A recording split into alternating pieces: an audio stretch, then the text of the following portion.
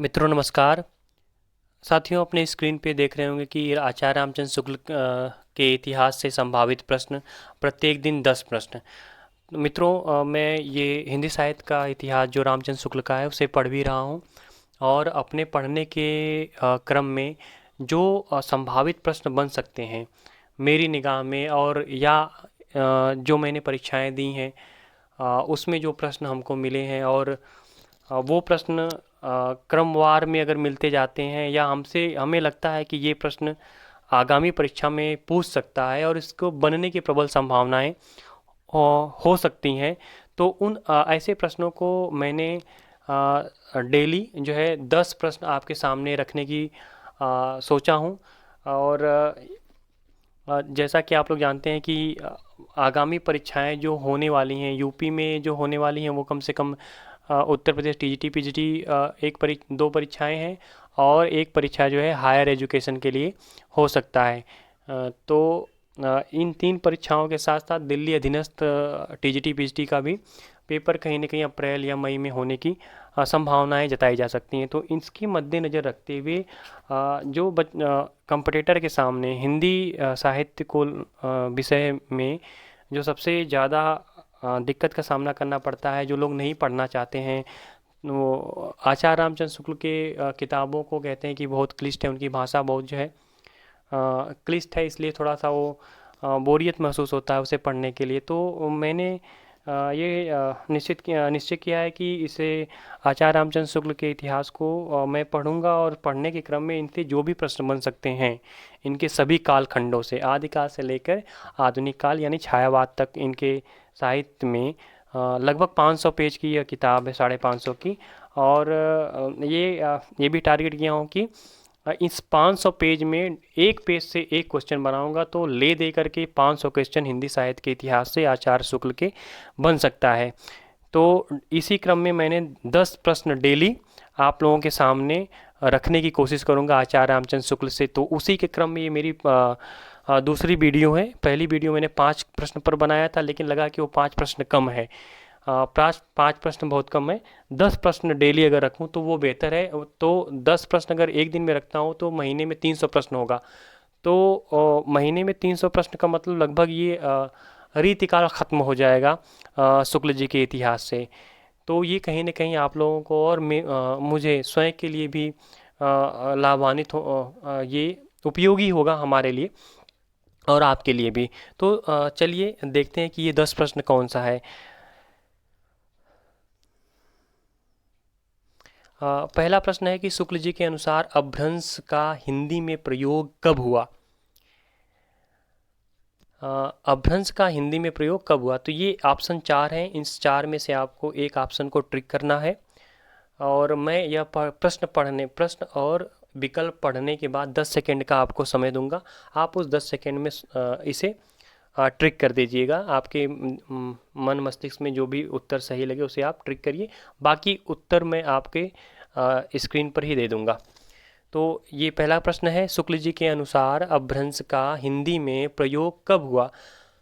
विकल्प ए 6वीं संवत, विकल्प बी 7वीं संवत, विकल्प सी 8वीं संवत, विकल्प डी 9वीं संवत।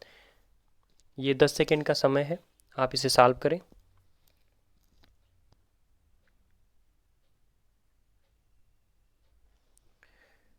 प्रश्न नंबर 2।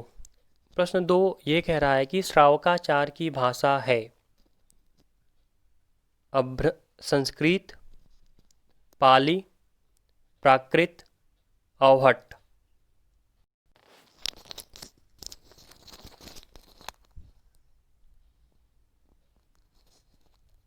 प्रश्न नंबर 3, हिंदी में चरित काव्य या आख्यान काव्य के लिए अधिकतर पद्धति का प्रयोग होता है। विकल्प ए है दोहा, विकल्प बी चौपाई, विकल्प सी अलंकार, विकल्प डी औचित्य। 10 सेकेंड का समय है, आप इसे हल करें। विकल्प आपके सही विकल्प आपके स्क्रीन पर अभी दिख जाएगा।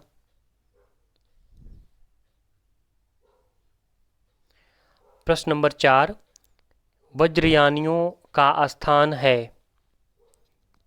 विकल्प ए देश के उत्तर में, विकल्प बी देश के दक्षिण में, विकल्प सी देश के पूर्व में, विकल्प डी देश के पश्चिम में।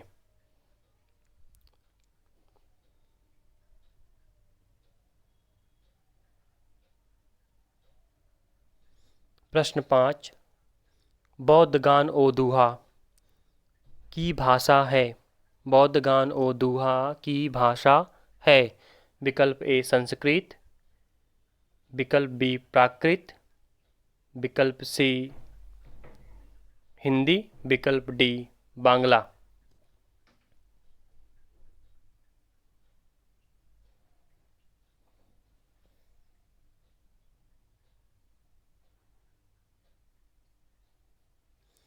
प्रश्न नंबर 6, मिलान कीजिए। ए आपको ए बी सी डी का मिलान करना है, 1 2 3 4। यह कविता है या कवितांश है और इसका रचयिता के सामने आपको मिलाना है और नीचे विकल्प दिया है, उसे जो सही विकल्प है उसको आप चुनिए। जय मन पवन न संचरई, इसके सामने लुइपा। ये सही भी हो सकता है और गलत भी हो सकता है, तो आपको सही चुनना है। भाव न होई अभाव न जाई, डोम्बिपा। यहाँ पा होना चाहिए, डोम्बिपा, डोम्बिप हो गया है। नगर बाहिरे डोम्बी, तोहरी कुड़िया छई, सरहपा।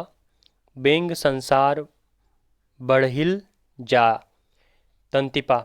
इन विकल्प ए है 1 2 3 4, मतलब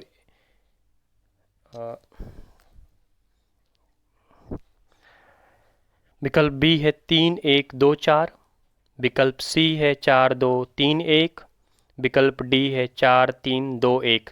मतलब ए बी सी डी का आपको मिलान करना है 1 2 3 4 से, और जो सही क्रम होगा उसको आप ए बी सी में देख लीजिए कि वो क्रम क्या है।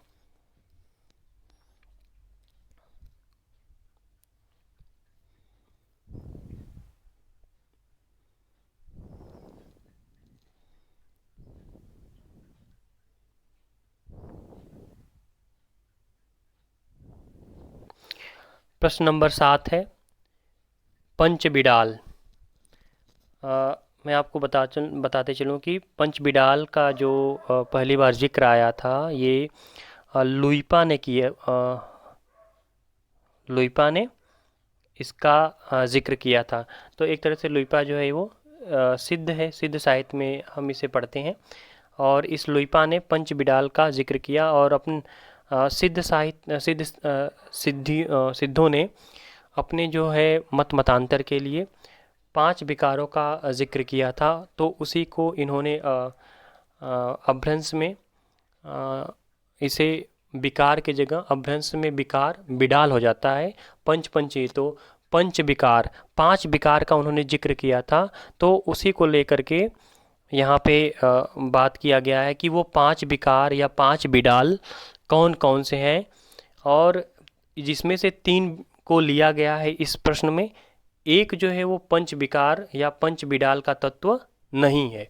तो वो कौन सा है, आप लोग इसे सही ट्रिक लगाएं।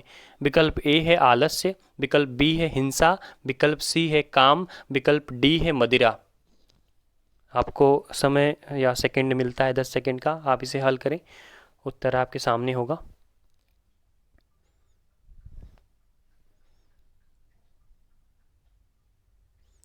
8वां प्रश्न है, नाथ पंथ का संबंध है। नाथों का संबंध किससे है? जैन से, वज्रयान से, बी सी जो है द्वैतवाद, और डी जो है द्वैतवाद।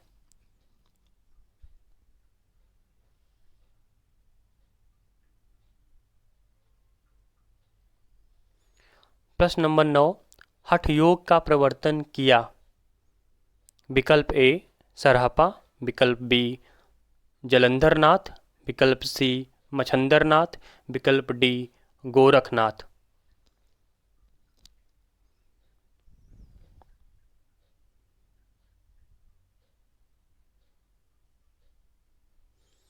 प्रश्न नंबर 10, बालनाथ के टीले का जिक्र किस काव्य में मिलता है? आपको बताते चलूँ कि ये बालनाथ का जो जिक्र तो नहीं बताऊंगा, आप अपने हल करिएगा।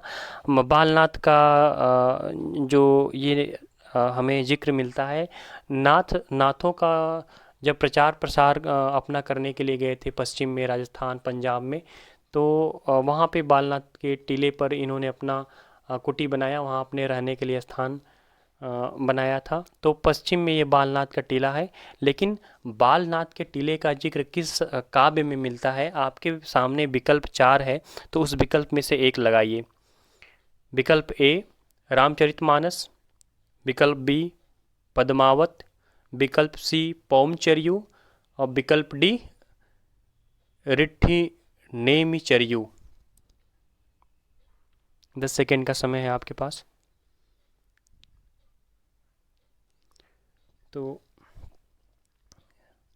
ये आपके सामने जो है 10 प्रश्न रहे, और हम उम्मीद करते हैं कि आप लोग इसे हल किए होंगे, और जो भी इसमें कमियां होंगी आप हमें कमेंट बॉक्स में ज़रूर बताइएगा, और इसे लाइक करिएगा। आप लोगों की जो भी, अगर ऐसे प्रश्न के बाद लगता है कि प्रश्न का जो स्तर है वो कम है, तो आप बताएं। मैं इससे एक स्टैंडर्ड, दूसरे स्टैंडर्ड पे जाने की कोशिश करूँगा। और जहाँ तक मुझे लगता है कि आचार्य रामचंद्र शुक्ल के इतिहास से जो प्रश्न बन रहे हैं वो अपने आप में ठीक ही होंगे, और मेरा दायरा भी आचार्य रामचंद्र शुक्ल तक ही सीमित है, इसके इतर नहीं। बाकी आगे जब आचार्य रामचंद्र शुक्ल जब ख़त्म होंगे तो उसके बाद जो क्वेश्चन सॉल्विंग होगी, तो वो जितने भी पेपर्स हुए हैं विगत वर्ष में, उसको लेकर के आपके यहाँ सामने प्रस्तुत होऊंगा और उसे सॉल्व करने की कोशिश करूँगा। इसी के साथ आपसे विदा लेता हूँ। नमस्कार।